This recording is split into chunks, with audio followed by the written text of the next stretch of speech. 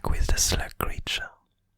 But actually, before we start analyzing the doodle and its implication on the lore, I'd like to apologize, because basically there were some technical issues, meaning that actually I kind of deleted a file by mistake, and so you won't be able to see the beginning of the doodle, which I'm kind of sad about because it's a doodle that I really enjoy. But anyway, so we find ourselves back with the adventures of the slug creature and the tiny flame. So last time we saw them for the word coil, they were coiling around this humongous column, this artifact column that would lead them to a specific place. And it seems like we finally found this specific place, which is simply the top of this artifact column, which look like a bulbous contraption. We still don't know really what's its purpose, but we have a few hints about it.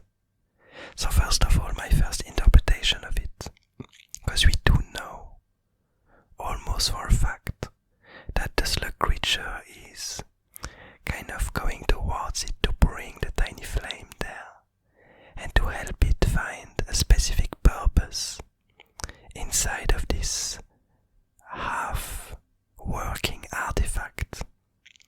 And to me, this artifact, I kind of have in mind that its name might be some kind of a lighthouse. Its purpose might be to be some kind of beacon, some kind of a lighthouse, which would make a lot of sense for the tiny flame to find a home, for its home to be a genuine artifact lighthouse.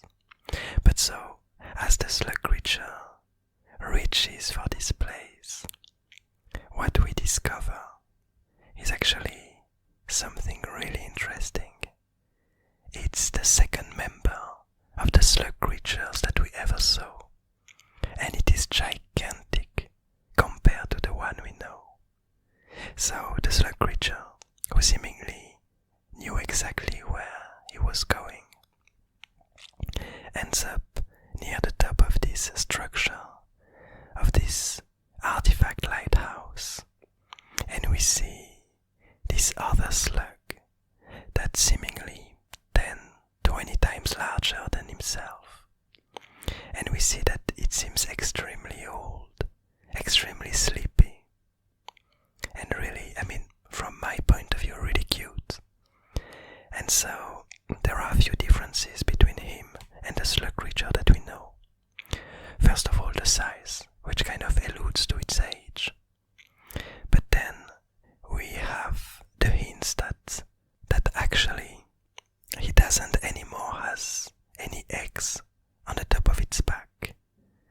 So we could imagine that the way the slug creatures live, their life cycle, is that when they're young, they start to develop these protuberances on their back that slowly turn into some kind of attractive pollen generating material to attract different seedlings.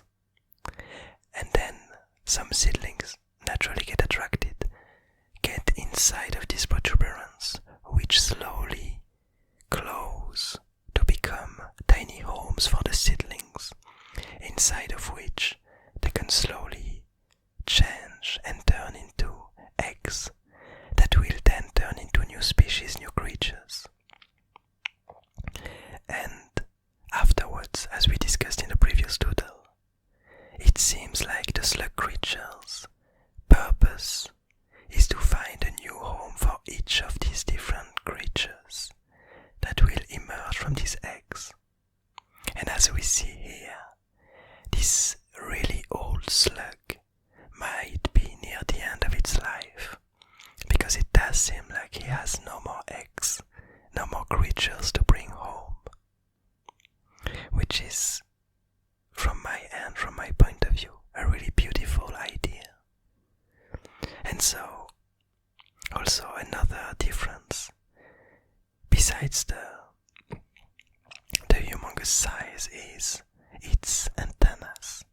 We see that the slug creature that we know has a lot of branching antennas with tiny fruits on top of them, while its older counterpart has all of the branches kind of ended up falling off, and it's left with some kind of purpley remnants at the end of them. We could imagine that these differences might also be due to some kind of unique traits that each slug creature might have.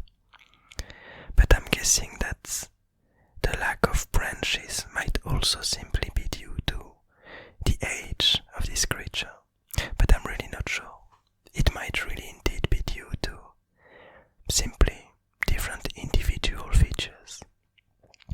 And so now I'm guessing that the reason why this slug creature is going here, the slug creature that we know is heading to this place, is because he gathered some information from this old slug, which might be kind of one of its ancestors. It might be its parent.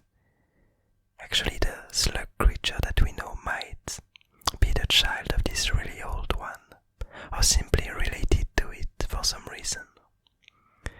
And it acquired the knowledge that it needed, or rather it wanted, to bring back some power to this ancient lighthouse artifact.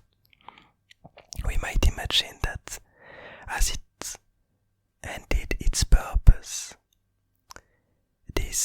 as it finally brought home all the different creatures that evolved on top of its back, this old slug creature found a new purpose in protecting this old and ancient lighthouse, hence why it is on top of it.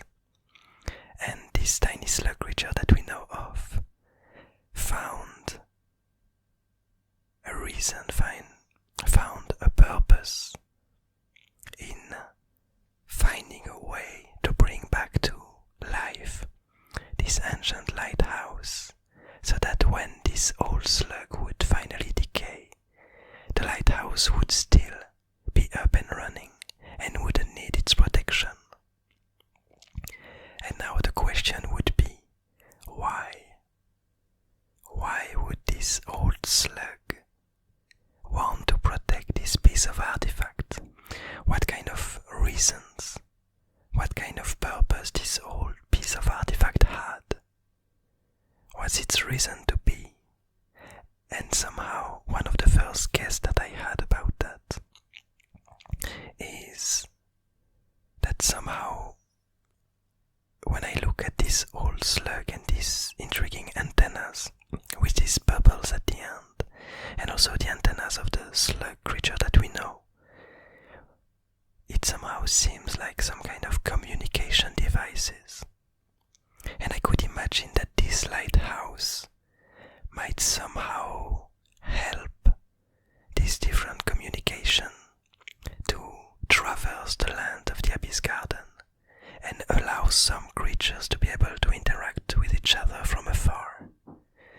Kind of a bit like a radio wave station that would amplify, that would somehow gather weak signals and amplify them to redirect and spread them around, so that creatures that can hear them would be able to hear them from very far away, which seems like somehow a purpose that the artifacts would be really interesting into.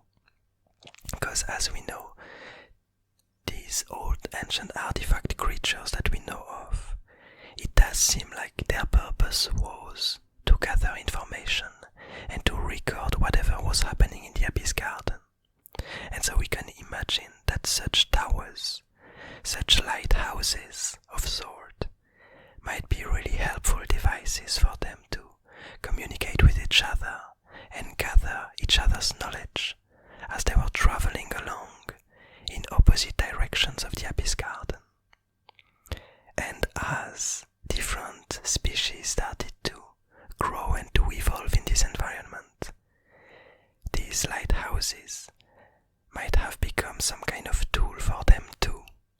They might have evolved to be able to create signals that the lighthouse would be able to gather and spread around. And so these creatures, because of the survival of some of these old artifacts, might have evolved with them in their environment. And so it might have become some kind of a survival advantage for them to be able to use them.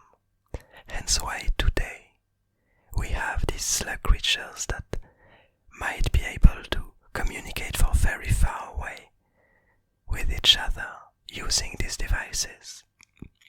And this explanation might also allude to the reason why slug creatures seem to be such chill creatures, such peaceful creatures. Because if they're able to gather such information from very far away and to communicate with each other, it might make them feel way safer wherever they are in the Abyss Garden, because they can always communicate with other slugs, and they can always kind of ask for help, or simply not feel alone, but always feel like they're part of this slug community, of these slug people, which is kind of an interesting take on it. But anyway, I feel like it's somehow a really nice notion, and I'm quite happy on how this Doodle adds to the lore of the slugs themselves, because it's been a long time coming that we would need to have some more information about the slugs. And I feel like this peculiar piece of lore and information, I really enjoy it. I really like the way it adds to their personality and how it explains the personality of the slug that we already know, and how it adds to its purpose. But anyway, I hope you also enjoyed these explanations. I hope you enjoyed this doodle, that you're having a nice day, a nice evening, a nice morning, and I'll see you tomorrow.